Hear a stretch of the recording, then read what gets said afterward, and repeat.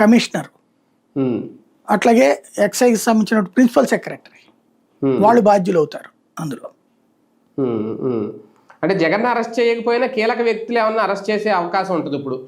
ఇంకే కీలక వ్యక్తి ఉన్నాడు వీళ్ళు. రాజకేశ్ రెడ్డికి ఇంకా బెయిల్ ఇంకా వచ్చే అవకాశం లేదా సార్?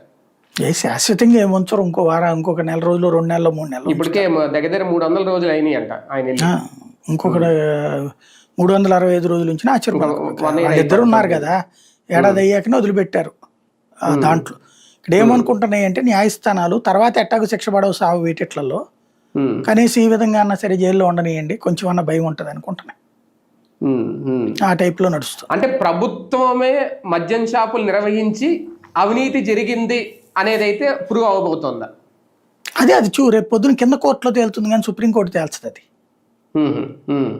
కింద కోర్టులో తేలాలి. అది వీళ్ళు అభియోగం అంది. అది అభియోగం చూస్తే చాలా సీరియస్ గా ఉంది.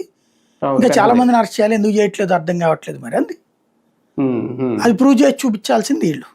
ఒక రకంగా ప్రభుత్వానికి కూడా ఇది సుప్రీం ఒక షాక్ ఏమన్నా ఇచ్చిందా? మీరు ఎందుకు చేయలేకపోతున్నారు, ఒక నిరాధారమైన కేసుని బట్టి ఇన్ని రోజులు లాగుతున్నారు అనే అభిప్రాయం ఏమన్నా ఉందా? దీని నిరాధారం అంటలేదు, అది ఆధారం ఉంది కదా, మరి ఎందుకు చేయలేకపోతున్నారు అంటుంది. ఇప్పుడు ప్రభుత్వం సమీక్షించుకోవాలి తనకి తాను.